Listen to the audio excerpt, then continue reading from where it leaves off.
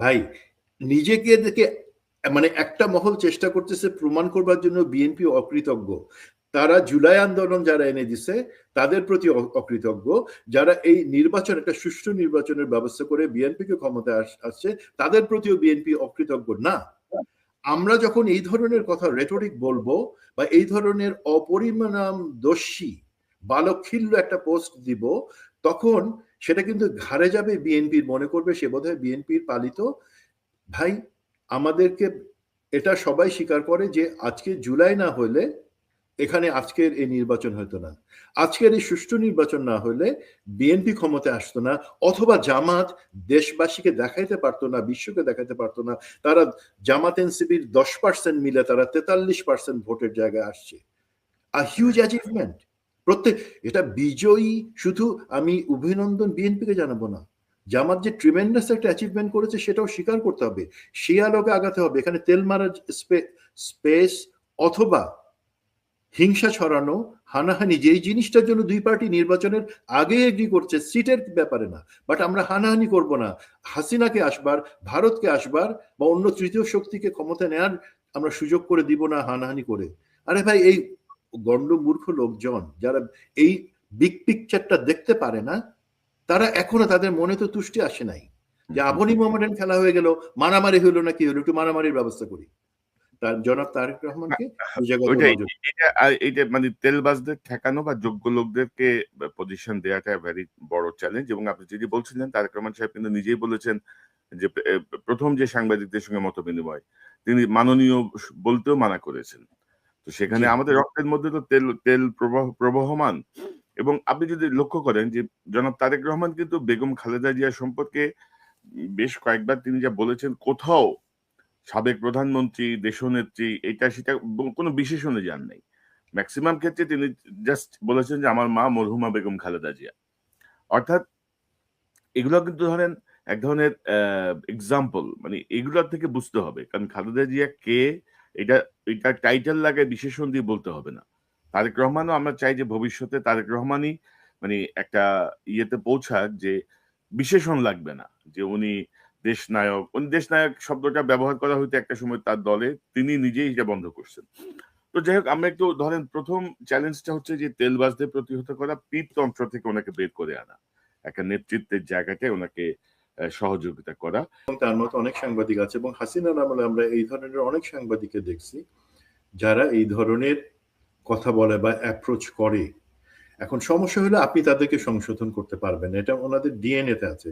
তারা মনে করেন যে না এইভাবে করে কিছু হয়তো সুবিধা বা করুণা পাওয়া যাবে, বাট জিনিসটা বুঝতে হবে যে জনাব তারেক রহমান যে শুধুমাত্র বাংলাদেশে এখানে পলিটিক্স করছেন তা না, উনি বেশ অনেকটা সময়, প্রায় 17 বছর একটা পশ্চিমা বিশ্বে ছিলেন। উনি অন্তত জানেন যে এই ধরনের অ্যাপ্রোচ যারা করে তাদেরকে অ্যাভয়েড করতে হবে, আমার বিশ্বাস উনি সেটা জানেন। বাট সমস্যাটা অন্য জায়গায় ভাই। ধরেন আপনি যে পীর বলতেছেন, আমি বলবো যে কাউকে মুজিব বানানো উচিত। মুজিবকে যেভাবে উঠাই পরে মানে আছাড় মারার জায়গায় ফেলে আসা হয়েছে, সেই জায়গায় কেউ যাতে না যায় সেটা। এখন এই জায়গার জন্য অ্যাকচুয়ালি যারা লিডারশিপ আছে বা যারা এই জায়গায় আছে তাদের খেয়াল রাখতে হবে যে তা আমাকে কেউ যাতে কালো চশমা না পরায় দেয়। আমার সামনে অনেক চ্যালেঞ্জ আছে, আমার সামনে দেশের অনেক জিনিস দেখতে হবে, অনেক সিদ্ধান্ত নিতে হবে, বাট আমাকে এই ধরনের তেলবাজ কিছু লোক তারা প্রথমেই চেষ্টা করবে, এবং তারা আমার আশপাশেই আছে, তারা আমার কাছে আছে, তারা আমার চোখে একটা কালো চশমা পরে আমাকে অন্ধ করে দেওয়ার চেষ্টা করবে। আমার বিশ্বাস জনাব তারেক রহমান এই জায়গা থেকে সরে আসতে পারবেন, এবং সেই জায়গায় যেই মানে সাইকোলজিক্যাল অ্যাপ্রোচটা দরকার সেটা হচ্ছে আমাকে কেউ যদি বস্তুনিষ্ঠভাবে সমালোচনা করে আমি সেটা গ্রহণ করবার জন্য তৈরি আছি। মনে আছে জনাব মাহমুদুর রহমানের যে প্রোগ্রামটার কথা আপনি বলছেন, যেখানে উনি কথাগুলো বলেছিলেন যে আপনি এত দীর্ঘ বছর বাইরে ছিলেন, আসল জিনিসটা আপনি জানেন না, আপনার কাছে আসলের বাইরের জিনিস বলা হচ্ছে। তারপরে উনি যখন স্টেজে আসলেন, উনি কিন্তু তখন বলেছেন যে আপনার কথাটা, ওনার অ্যাপ্রোচটা ছিল আপনার কথাটা ঠিক, বাট আমি এর মধ্যে তথ্য দিয়েছি। পরবর্তীতে জনাব তারেক রহমান কিন্তু নিজে থেকে রিয়েলাইজ করেছেন যে মাহমুদুর রহমানের কথাটা অ্যাকচুয়ালি ছিল আমি তথ্য পেয়েছি কিনা সেটা ইম্পর্টেন্ট না, আমাকে যে তথ্যগুলো দেওয়া হয়েছে সেগুলোকে কেউ চশমার, রঙিন চশমার ভিতর থেকে দিয়েছে, নাকি প্রকৃত তথ্য আড়াল করে গেছে? দেশের গণমানুষের আকাঙ্ক্ষাটাকে আড়াল করে দিয়ে অন্য জিনিস আমাকে খাওয়ানোর চেষ্টা করা হয়েছে। পাওয়ার জন্য আপনাকে কোনো ইঞ্জিনিয়ারিং করতে হইল কিনা?